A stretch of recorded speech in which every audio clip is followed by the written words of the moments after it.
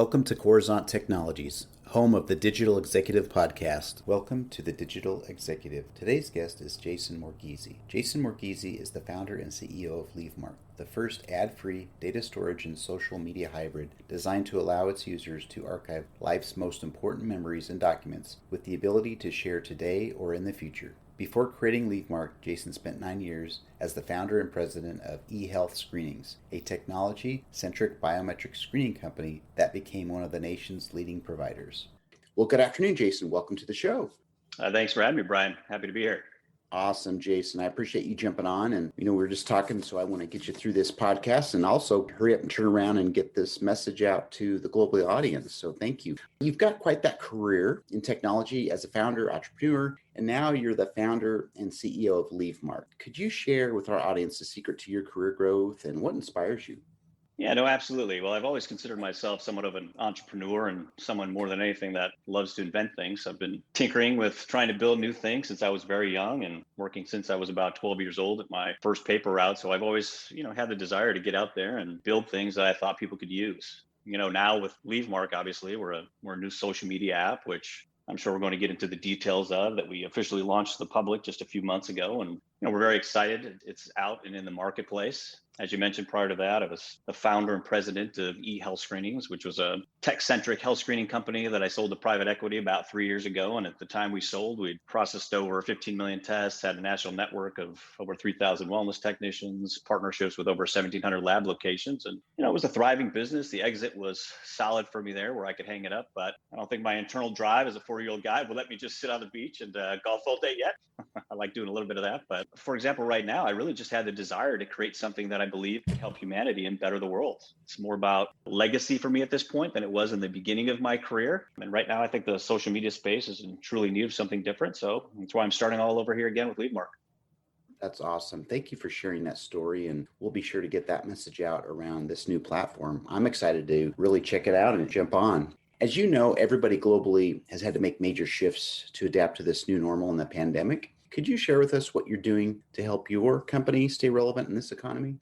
Yeah, I think everybody has had to make some adjustments to deal with COVID and everything that we're dealing with. For us, we've been in the development cycle for most of COVID. So whether that's good or that's bad, we've only had to make a few minor adjustments there. We actually, unfortunately, had one of our main developers get COVID during the process, but luckily he was a younger guy. He healed up pretty well and got back to it. But these last few months, we're really just continuing to try and push our message, which is we really want people spending less time on social media and more time trying to build the memories that they can upload to a company like Leavemark. It's a bit more challenging to try to push that message right now with this day and age because everybody's kind of stuck at home. But we're hoping that 2021 we'll be able to put this all behind us and get back to some normal behavior. Yeah, you're absolutely right. And it's been very, very challenging. And on my podcast here recently had put it that we've probably innovated 3 or 4 years just in the last 7 to 8 months, which is amazing what we're capable of when the challenge presents itself. So thanks for sharing that. And Jason, are you leveraging any new or emerging technologies within your tech stack? If not, maybe there's a cool app you can share with us.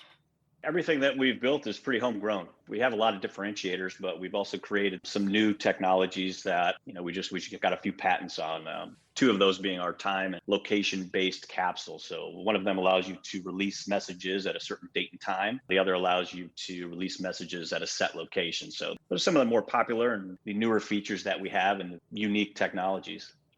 That's awesome. That's pretty cool where we're leveraging these different types of technologies and they're coupled together to make even a more meaningful customer experience. That's pretty cool. I hadn't heard of that. And obviously with some patents pending, that's amazing. So Jason, last question. Everybody wants to know a little bit about you. Can you share something from your career experience that would be helpful for those looking to grow their career in either technology or entrepreneurship? Yeah, no, absolutely. So, I started my life from pretty humble beginnings. I grew up in a tougher neighborhood in Wisconsin. My parents were, 17 and 18 years old, respectively, when they had us without any additional support, which is tough for any new parent that's getting out there in the space, right? parents ended up splitting up pretty early. And my mom was the one who ended up having to take care of us, worked several jobs, and always inspired us to do our best and let us know that we can be successful and improve our lives if we were willing to get out there and work hard enough to do so. So that's probably one of my most important pieces of advice for any new entrepreneurs, whether it's in the tech space or any space, is that work ethic is really one of the most important traits an entrepreneur can have. There may be people out there that have access to better education or connections, or maybe they have more resources, but just don't use that as an excuse in life. If you're willing to get out there and outwork the competition and willing to spend the extra hours and do what is needed to get the job done, then you really have a great shot at coming out on top and improving your life and building a successful company. I think the second, and there are many lessons in life in entrepreneurship as you go through things, but there are always going to be hurdles to overcome when starting out. I remember my first business, e-health screenings. We were probably 2 or 3 years into it. We had one client that made up 80% of our business. They tried to acquire us and tried to discount their revenue against the acquisition price, which obviously wasn't good for us. We had a massive screening that was about to start for them. I told them we obviously couldn't sell for that price, and they pulled the plug on their deal just a week before we were supposed to get started. Obviously, that's pretty catastrophic for any company. But we got together with the rest of the executives in the company. We all cut our salaries so that we could continue to pay the rest of the employees. And we just kicked butt and ended up in a better revenue position than we were the year prior with a more diversified business. So, life's going to kick you in the butt. So is business, but you just got to persevere and push on, and then you can become successful. Awesome. I love those stories of where people really look at adversity straight in the eye and say, bring it, That's really awesome. And that's inspiring. So I'm glad I got to hear your message and I get to turn this around and share it with a global audience. So thanks again, Jason. And Jason, it was a pleasure having you on today. I look forward to speaking with you real soon. Thanks so much. Bye for now.